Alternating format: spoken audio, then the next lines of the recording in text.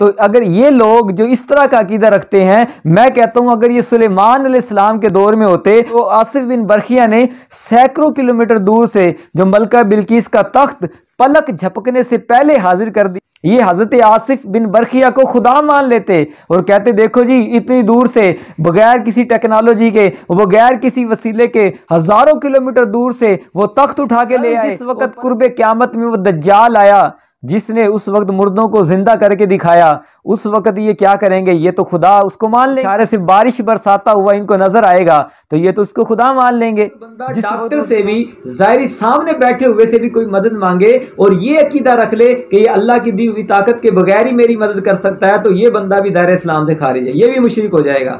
ہمارا عقیدہ ہے اسباب کے تحت ہو یا بغیر اسباب کے ہو، ہر قسم کی مدد اگر کوئی کرے گا تو وہ صرف اللہ کی دی ہوئی طاقت سے کرے گا۔ اللہ کی دی ہوئی طاقت کے بغیر نہ کوئی مرنے والا نہ کوئی زندہ ایک پتا بھی نہیں ہلا۔ ہمارا بھی یہی عقیدہ ہے، لیکن اللہ کے علاوہ حقیقی معنوں میں کوئی مددگار نہیں، کوئی شفا دینے والا نہیں۔ اللہ کے علاوہ حقیقی معنوں میں کوئی بندہ بھی حقیقی طور پہ مردے زندہ کرنے والا نہیں، کوئی مشکل آسان کرنے والا نہیں۔ اللہ کے علاوہ حقیقی معنوں میں کوئی کسی کا مددگار نہیں، لیکن اللہ جس کو مددگار بنا دے، اللہ جس کو شفا دینے والا بنا دے، اللہ جس کو مردے زندہ کرنے کی طاقت دے دے۔ اس طرح کا ایک ذہن ہے کہ اللہ کے علاوہ کوئی کر ہی نہیں سکتا، اللہ کی عطا سے بھی کوئی مردے زندہ نہیں کر سکتا، اللہ کی عطا سے بھی کوئی کسی کی مدد نہیں کر سکتا، اللہ کی عطا سے بھی اگر کوئی کسی کو شفا نہیں دے سکتا۔ اگر یہ عقیدہ بنایا جائے تو اگر یہ لوگ جو اس طرح کا عقیدہ رکھتے ہیں، میں کہتا ہوں اگر یہ سلیمان علیہ السلام کے دور میں ہوتے، آصف بن برخیہ نے سینکڑوں کلومیٹر دور سے جو ملکہ بلقیس کا تخت پلک جھپکنے سے پہلے حاضر کر دیا، اگر یہ حضرت سلیمان علیہ السلام کے دور میں ہوتے، یہ حضرت آصف بن برخیہ کو خدا مان لیتے اور کہتے دیکھو جی اتنی دور سے بغیر کسی ٹیکنالوجی کے، بغیر کسی وسیلے کے، ہزاروں کلومیٹر دور سے وہ تخت اٹھا کے لے آئے اور پلک جھپکنے سے پہلے لے آئے، یہ تو کوئی کر ہی سکتا۔ اسلام کے دور میں ہوتے تو ایسے لوگ یہ ضرور اس کو بھی خدا مان لیتے، جیسا کہ نصارہ گمراہ ہوئے۔ عیسائیوں نے حضرت عیسیٰ علیہ السلام کو دیکھا، عیسیٰ علیہ السلام مردے زندہ کر رہے تھے، شفا دے رہے تھے، مادرزاد اندھوں کو آنکھیں عطا کر رہے تھے اور معجزات دکھا رہے تھے، تو عیسائیوں نے کیا سوچا کہ بھئی یہ تو اللہ تعالیٰ کی، یا یہ تو اللہ کی شان ہے، مردے زندہ تو رب کرتا ہے اور اللہ تبارک و تعالیٰ ہی یہ تو شفا دینے والا، آنکھیں دینے والا تو رب ہے، اللہ کی عطا سے بھی کوئی نہیں کر سکتا، صرف دینے والا رب ہی ہوتا ہے۔ جب انہوں نے یہ عقیدہ بنایا اور دیکھا عیسیٰ علیہ السلام مردے زندہ کر رہے ہیں، آنکھیں عطا کر رہے ہیں، بیماروں کو شفا دے رہے ہیں، تو انہوں نے کیا کہا کہ عیسیٰ خدا ہے۔ جبکہ ہمارا عقیدہ یہ ہے حقیقی معنوں میں شفا دینے والا، آنکھیں دینے والا، مردے زندہ کرنے والا اللہ ہے، لیکن اللہ اپنے محبوب بندوں میں سے جس کو چاہے یہ طاقت بھی عطا فرما دیتا ہے۔ اگر ان کا عقیدہ ہو کہ جو لوگ کہتے ہیں کہ اللہ کے علاوہ کوئی مدد کر ہی نہیں سکتا، اللہ کے علاوہ کوئی شفا دے ہی نہیں سکتا، جو شفا دے وہ خدا ہے، جو مردے زندہ کر دے وہ خدا ہے، اگر یہ عقیدہ رکھا جائے تو جو دجال آئے گا قرب قیامت کے نزدیک، جب دجال آئے گا تو دجال پہ ایمان لے کر آنے والے لوگ یہی ہوں گے جو آج اللہ کے انبیاء اور اولیاء کی کرامتوں کا انکار کرنے والے ہیں، جو آج کہتے ہیں نہیں جی جو بندہ جو شفا دے وہ رب ہے، جو مردے زندہ کرے وہ رب ہے، اللہ کی عطا سے کوئی کر ہی نہیں سکتا۔ جو انہیں یہ عقیدہ رکھتے ہیں، کل جس وقت قرب قیامت میں وہ دجال آیا جس نے اس وقت مردوں کو زندہ کر کے دکھایا، اس وقت یہ کیا کریں گے؟ یہ تو خدا اس کو مان لیں گے۔ جس وقت وہ اشارے سے ہاتھ اٹھا کے اشارے سے بارش برساتا ہوا ان کو نظر آئے گا تو یہ تو اس کو خدا مان لیں گے۔ تو حقیقت یہ ہے کہ اللہ تبارک و تعالی ہی حقیقی مددگار ہے، وہی حقیقی شفا دینے والا ہے، وہی مردوں کو زندہ کرنے والا ہے، وہی مشکلوں کو آسان کرنے والا ہے، لیکن اللہ جس اپنے بندے کو طاقت دے دے وہ بھی اللہ کی عطا سے مدد کر سکتے ہیں۔ جیسا کہ یہ قرآن پاک کی سورہ آل عمران کی آیت نمبر میں نے آپ کے سامنے 49 پڑھی، آیت نمبر 49 میں حضرت عیسیٰ علیہ السلام کیا فرما رہے ہیں؟ وَأُبْرِئُ الْأَكْمَحَ وَالْأَبْرَصَ وَأُحْيِي الْمَوْتَى بِإِذْنِ اللَّهِ، میں مادرزاد اندھوں کو آنکھیں عطا فرماتا ہوں، میں کوڑ کے مریض کو شفا دیتا ہوں، اور میں اللہ کی دی ہوئی طاقت سے مردے بھی زندہ کرتا ہوں۔ تو پتہ لگا اللہ اپنے بندوں کو مردے زندہ کرنے کی، شفا دینے کی، اور اللہ تبارک و تعالیٰ آنکھیں دینے کی طاقت اپنے انبیاء کو جس کو چاہے اللہ دے سکتا ہے۔ اب دیکھو حضرت یوسف علیہ السلام نے اپنا کرتا جس وقت بھیجا، سورہ یوسف کی آیت نمبر 94 میں حضرت یوسف علیہ السلام کا کرتا جب حضرت یعقوب علیہ السلام کے چہرے کے اوپر آیا تو ان کی آنکھیں جو نابینا ہو چکی تھی، اللہ تبارک و تعالیٰ نے یوسف علیہ السلام کے کرتے کی وجہ سے ان کو بینائی عطا فرما دی۔ کیا یوسف علیہ السلام کے کرتے کو بھی خدا مانو گے کہ بھی اس نے شفا دے دی؟ صحیح مسلم کے اندر حدیث پاک ہے، 7511 نمبر حدیث پاک ہے، بنی اسرائیل کا ایک نوجوان لڑکا جس کے بارے میں نبی پاک صلی اللہ علیہ وسلم نے خود فرمایا وَقَانَ الْغُلَامُ يُبْرِئُ الْأَكْمَحَ وَالْأَبْرَصَ، کہ وہ جو لڑکا تھا وہ مادر زاد اندھوں کو آنکھیں دیتا تھا، کوڑ کے مریضوں کو شفا دیتا تھا، اور ہر قسم کے بیمار کو وہ شفا دیتا تھا۔ تو کیا وہ بھی خدا تھا؟ خدا نہیں تھا، بلکہ خدا کا بندہ تھا، اور اللہ تبارک و تعالیٰ نے ہی اس کو آنکھیں دینے کی اور شفا دینے کی طاقت دی تھی۔ تو جو رب بنی اسرائیل کے ایک نوجوان کو آنکھیں دینے کی، بیماری سے شفا دینے کی طاقت دے سکتا ہے، کیا وہ غوث پاک کو مدد کرنے کی طاقت نہیں دے سکتا؟ کیا وہ اللہ کے نبی محمد الرسول اللہ صلی اللہ علیہ وسلم کو مدد کرنے کی طاقت نہیں دے سکتا؟ یقیناً دے سکتا ہے۔ میرے لیے تو صرف اللہ ہی کافی ہے، حالانکہ اللہ ہی یقیناً ہر کسی کے لیے کافی ہے، لیکن اللہ تبارک و تعالیٰ اپنے بندوں کو وسیلہ بناتا ہے۔ قرآن پاک میں اللہ تعالیٰ نے اپنے نبی صلی اللہ علیہ وسلم کو فرمایا یا ایھا النبی حسبک اللہ ومن اتبعک من المؤمنین، اے میرے نبی آپ کے لیے آپ کا رب کافی ہے، اور آپ کے ایمان والے جو آپ کی اتباع کرتے ہیں وہ آپ کو کافی ہیں۔ اب اللہ ہی فرما دیتا اے محبوب آپ کے لیے صرف آپ کا رب کافی ہے، لیکن اللہ نے کیا فرمایا؟ اے محبوب آپ کا رب آپ کو کافی ہے، اور جو ایمان والے آپ کی اتباع کرتے ہیں وہ بھی آپ کو کافی ہے۔ قرآن پاک میں اللہ نے فرمایا یا ایھا الذین آمنوا ان تنصروا اللہ ینصرکم، اے ایمان والو اگر تم اللہ کی مدد کرو گے تو اللہ تمہاری مدد کرے گا۔ تو یہ لوگ تو اللہ پہ شرک کا فتویٰ لگائیں گے کہ اللہ کو بھی مدد کی ضرورت ہے، تو یہ وسیلہ ہے۔ اللہ تبارک و تعالیٰ چاہتا تو اللہ کن فیکون کے ذریعے پوری کائنات کے اندر اسلام پھیلا دیتا، پوری اس کائنات کے اندر جو چاہتا وہ تصرف کر لیتا، لیکن اس نے اپنے انبیاء کو، اللہ تعالیٰ نے نبیوں کو وسیلہ بنایا ہے۔ تو اسی لیے قرآن پاک میں فرمایا نا یا ایھا الذین آمنوا ان تنصروا اللہ ینصرکم، تم اللہ کی مدد کرو گے تو اللہ تمہاری مدد کرے گا۔ حضرت عیسیٰ علیہ السلام نے کیا فرمایا؟ حضرت عیسیٰ علیہ السلام نے اپنے حواریوں کو کہا من انصاری الی اللہ، اللہ کی طرف کون میرا مددگار بنے گا؟ قال الحواریون نحن انصار اللہ، حواریوں نے کہا کہ ہم اللہ تعالیٰ کے دین کے مددگار ہیں۔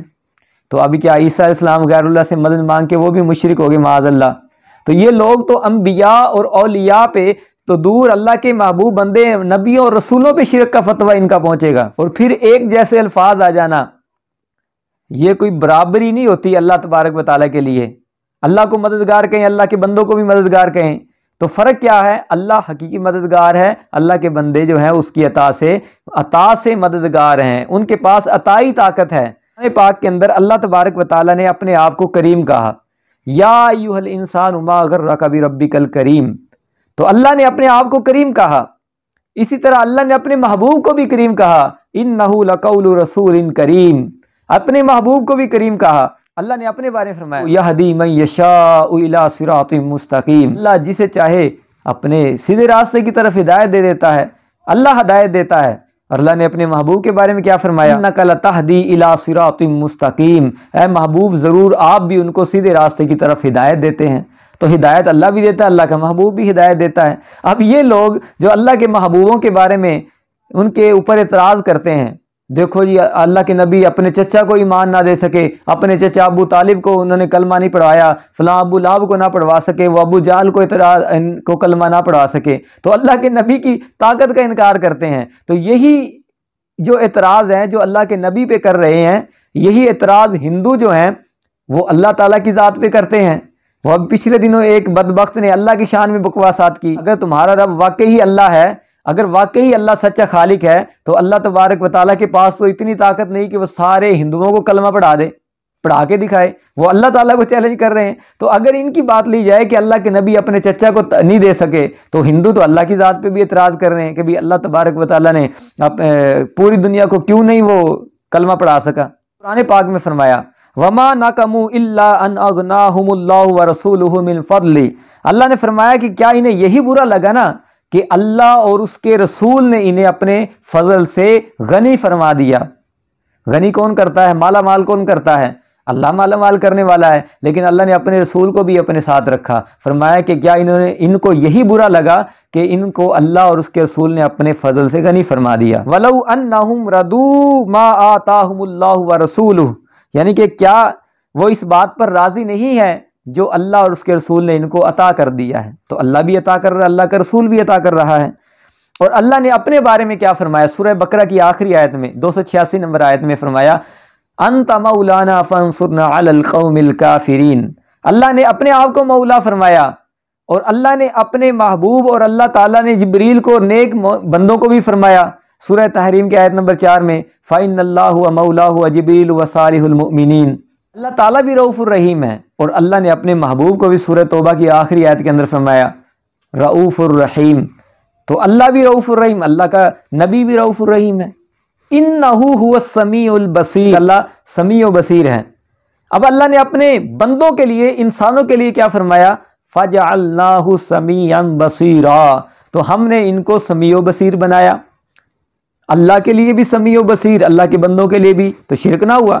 نہیں ہوا، اس لیے کہ اللہ تبارک و تعالیٰ اپنا از خود ہی ہے، سب کچھ اللہ کا ہی ہے، وہ خود سمیع و بصیر ہے، لیکن اللہ نے اپنے بندوں کو طاقت دی ہے، تو اس کے اندر کوئی شرک والی بات نہیں ہے۔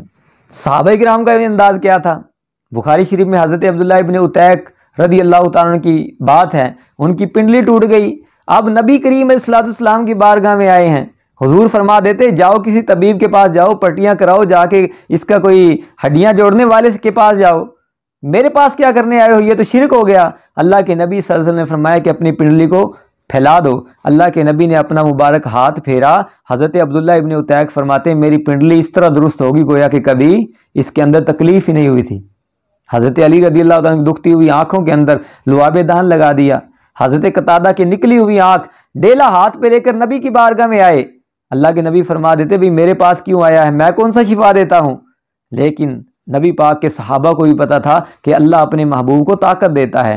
نبی پاک نے اپنا لعاب دہن لگا کے حضرت قتادہ کی آنکھوں کے اندر لعاب دہن لگا کے وہ ڈیلا رکھ دیا۔ حضرت قتادہ کہتے ہیں میری آنکھ اس طرح درست ہوگی کبھی اس کے اندر تکلیف ہی نہ ہوئی تھی۔ اسی طرح صحیح مسلم کے اندر ابو داؤد شریف کے اندر نبی پاک صلی اللہ علیہ وسلم نے حضرت ربیہ کو فرمایا سلنی، مجھ سے مانگ۔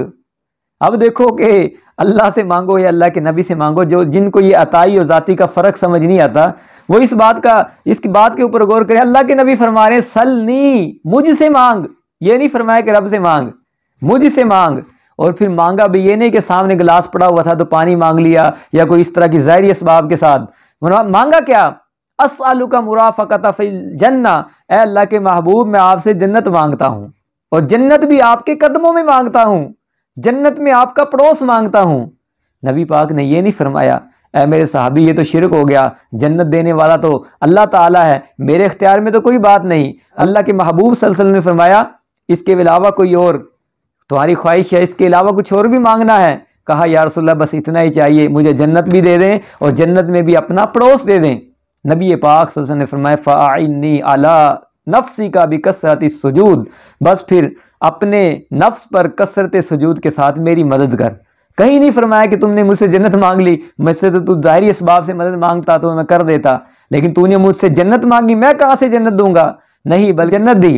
اور دیگر صحابہ کرام کے بارے میں جو احادیث ہیں ستہ کے اندر عشرہ مبشرہ، ابو بکر فی الجنہ، عمر فی الجنہ، عثمان فی الجنہ، علی فی الجنہ، طلحہ فی الجنہ، زبیر فی الجنہ، سعد فی الجنہ، تو ان صحابہ کرام کو جنت کا سرٹیفکیٹ کس نے دیے؟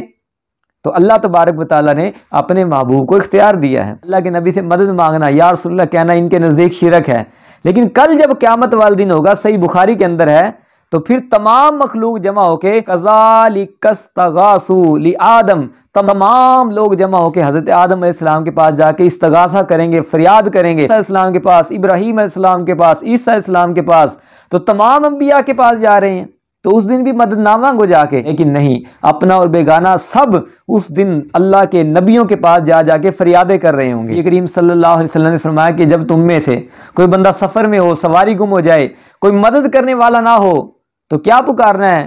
اعینونی یا عباد اللہ، اعینونی یا عباد اللہ، اعینونی یا عباد اللہ، اے اللہ کے بندوں میری مدد کرو۔ کیا اللہ کے بندوں سے مدد مانگنا شرک ہے؟ تو کیا نبی پاک معاذ اللہ اپنی امت کو شرک کی تعلیم دے کے گئے ہیں؟ حضرت عمر کے زمانے کے اندر قید سالی ہو گئی تو حضرت عمر رضی اللہ تعالیٰ کے زمانے میں ایک شخص جس کا نام بلال بن حارث مزنی تھا قبر رسول پہ آ گیا اور نبی پاک صلی اللہ علیہ وسلم کی قبر مبارک پہ آ کے کیا فریاد کر رہا، یا رسول اللہ استسقلی امتی کا فإنہم قد ہلکوا، نبی پاک کی قبر پہ جا کے یا رسول اللہ کہہ کے حضور کو پکار رہا تھا اور عرض کر رہا تھا، اے اللہ کے نبی آپ کی امت ہلاک ہو رہی ہے، آپ اپنی امت کے لیے بارش طلب فرمائیں۔